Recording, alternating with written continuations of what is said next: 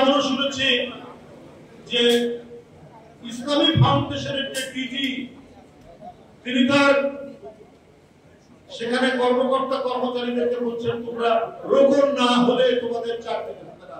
এখন সত্য কথা আজকেই আমাকে বলেছে, আমি আপনাদের সামনে আমি কোনো মিথ্যা বানিয়ে বলছি না। এই জন্য এই বাচ্চা, এই জন্য হারাম, এই জন্য মুগ্ধ, এই জন্য আবু সাইদ পাওনা কি পরিশোধ করতে পেরেছে? যারা আন্দোলনেও থাকলেন তাদের বিরুদ্ধে চাঁদাবাজির মামলা কেন? এই সরকারি দিচ্ছেন যে সরকার আন্দোলনের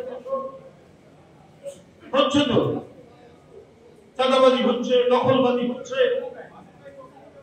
আর ওই মাসুম বাচ্চা শিশুদের অভিভাবক হয়ে বসে আছে, তারা কি পাচ্ছে, কি পেয়েছে? আমাদের অনেকে উপদেষ্টার পদ পেয়েছে, অনেকে ভালো আছে,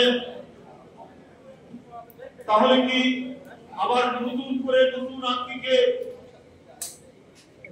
শেখ হাসিনার যে অপশাসন, কুশাসন এবং চুরি, ডাকাতি, সন্ত্রাস, টাকা লুট, চাঁদাবাজি, ভর্তি বাণিজ্য, চাকরি বাণিজ্য, সেটা কি আবার পুনরাবৃত্তি মানুষ দেখতে চায়?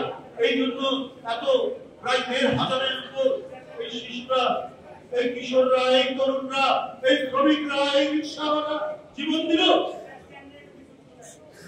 এই উপলব্ধি তো সবার হওয়া উচিত। আজকে আমরা যেখানে যাই শুধু একটি সংগঠনের লোক তারা বসে আছে, ডিসি কে বলছে যে এটা একটা বিশেষ রাজনৈতিক দলের লোক, ওরা ডিসি গিরি করছে না, ওখানে তারা তাদের সংগঠনের কাজ করছে।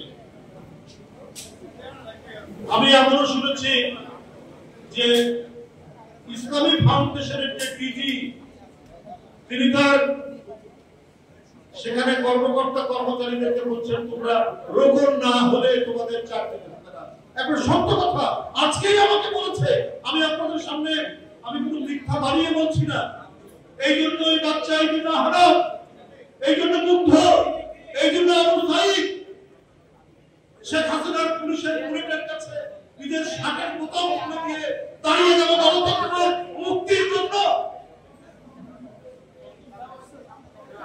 একটি রাজনৈতিক চেতনার রঙে আমাদের প্রশাসন থাকবে, আবার শেখ হাসিনা যে চেতনা তৈরি করেছিলেন সেই পাতানো চেতনা, কোনো কিছু ঘটলে এমনি টাকা লুট করবেন, এর প্রতিবাদ করলে লোকে ধরো ওই মুক্তিযুদ্ধের চেতনা।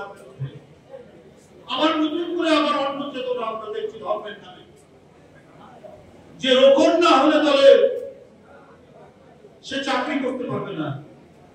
এখনো তো নির্বাচন হয়নি, কে ক্ষমতায় যাবে জনগণ তাকে ভোট দিবে এটা নির্দিষ্ট হয়নি, তাহলে এই কথাগুলো কেন আসছে ভাই? এগুলো কেন আমাদের শুনতে হচ্ছে? অনেক দপ্তর থেকে, সরকারি দপ্তর থেকে অনেকে আসতেছে, ভাই আমরা কি করব? আমরা যদি ওই দলের সদস্য না হয়, রোকন না হয়, আমরা তো চাকরি করতে পারবো না। শেখ হাসিনার পালিয়ে গেল তার ভূত, তার আত্মারা আবার নতুন করে নতুন কায়দায়, নতুন চেতনায় তারাই তো আবার ভর করছে। এই নির্বাচনের ছেলেরা জীবন দেয়নি, আমরা সেই গণতন্ত্র চেয়েছি যে গণতন্ত্রে প্রকৃত এদেশের ভোটাররা ভোট দিয়ে যাকে ইচ্ছা তাকে রাষ্ট্র ক্ষমতায় বসাবে। এই জন্যই আমাদের প্রাণ লড়াই, এই জন্যই ওই স্কুল কলেজের ছেলেরা নিজের রক্ত দিয়েছে, নিজের জীবন দিয়েছে। এখানে এক চেতনাধারী বিদায় দিয়ে আরেক চেতনাধারী ক্ষমতার মধ্যে বলবে। ইউনিভার্সিটি গুলো, বড় বড় ইউনিভার্সিটি গুলো, সেই চেতনাধারীরা তাদের লোক হতে হবে। তাদের লোক ছাড়া বিশ্ববিদ্যালয়ে কোনো অ্যাপয়েন্টমেন্ট হবে না, বিশ্ববিদ্যালয়ের শিক্ষক হতে পারবে না, কোনো চাকরি হবে না। আবার সেই একমাত্রিক একটি দেশ করার প্রচেষ্টা চলছে, গভীর ষড়যন্ত্র চলছে, গভীর ষড়যন্ত্র। এই ষড়যন্ত্রের জন্য 16 বছর দেশনেত্রী বেগম খালেদা জিয়া লড়াই করেননি, এই জন্যই গোটা দেশকে সংগঠিত করেননি বিএনপির ভারপ্রাপ্ত চেয়ারম্যান তারেক রহমান দিন রাত কঠোর